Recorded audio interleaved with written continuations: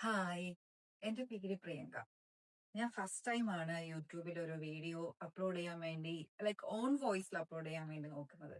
കുറേ നേരമായിട്ട് ട്രൈ ചെയ്യാണ് എങ്ങനെ വീഡിയോ ഉണ്ടാക്കണം, അല്ലെങ്കിൽ കുറേ നേരമായിട്ട് ഞാനിത് പ്ലേ ചെയ്യുന്നുണ്ട്. പക്ഷെ വരും ഇരിക്കും തിരിച്ചു അങ്ങനെ ചെയ്തുകൊണ്ടിരിക്കുക. പക്ഷെ ഇപ്പൊ ഞാൻ വിചാരിക്കുക എന്തെങ്കിലും പറയാം, ഇന്ന ടോപ്പിക് എന്നുള്ള രീതിക്ക് ഞാൻ നിൽക്കുന്നില്ല.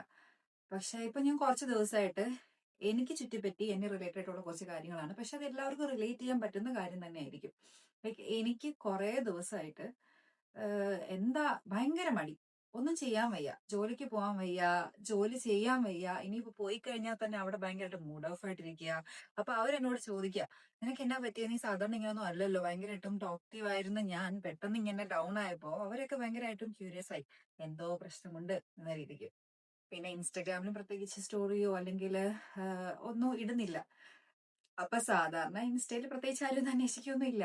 പക്ഷെ ഈയിടയ്ക്കായിട്ട് നമുക്ക് നമ്മുടെ ആളുകളാണല്ലോ, അറിയാലോ. അപ്പൊ അവരൊക്കെ ഇങ്ങനെ ചോദിക്കും, എന്ത് പറ്റി, ഒന്നും കാണുന്നില്ലല്ലോ എന്ന്. ഈസി ആയിട്ടൊരു കാര്യം പറയാം. സത്യം പറഞ്ഞ UK ലൈഫ് ഞാൻ മടുത്തു. എങ്ങനെയും നാട്ടിലേക്ക് വരണം എന്നുള്ള ഒരു ഭയങ്കരമായിട്ടൊരു മോഹം ഇങ്ങനെ ഉള്ളിൽ കയറി കൂടി ഈ ഇടയ്ക്ക്. അപ്പോഴാണ് എനിക്ക് ഭയങ്കരമായിട്ട് ഡൗൺ ആയത്.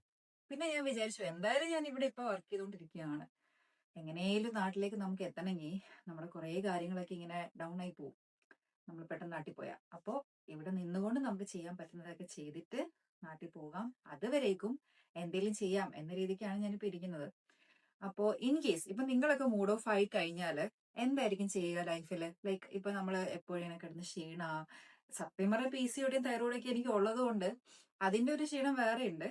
പക്ഷെ അതല്ലാതെ അതെനിക്കറിയാം. ഇപ്പൊ കുറെ മാസങ്ങളായിട്ട് അല്ലെങ്കിൽ കുറെ വർഷങ്ങളായിട്ട് അത് നമ്മുടെ കൂടെ തന്നെ ഉള്ളത് കൊണ്ട് അതെനിക്കറിയാം എത്രത്തോളം എന്റെ ബോഡി എഫക്ട് ചെയ്യുന്നുണ്ടെന്ന്.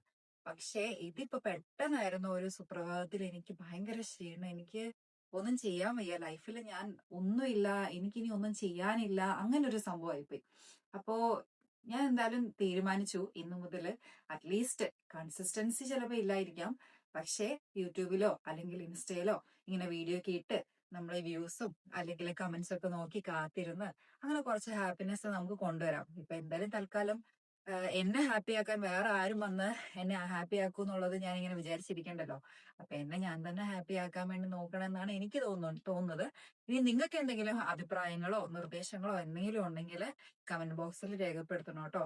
പിന്നെ ഫോളോ ചെയ്യാനും മറക്കണ്ട, കാരണം ഇത് സ്റ്റാർട്ടിങ് ആണ്. എനിക്കറിയാം എന്റെ കയ്യിൽ നിന്ന് എന്തെങ്കിലും അബദ്ധങ്ങളോ അല്ലെങ്കിൽ മിസ്റ്റേക്കോ അല്ലെങ്കിൽ ഞാൻ ചെയ്യുന്നതിൽ തെറ്റുണ്ടെങ്കിൽ നിങ്ങൾക്ക് കമന്റിൽ പറയാം, അല്ലെങ്കിൽ പേഴ്സണൽ മെസ്സേജ് ചെയ്യാം.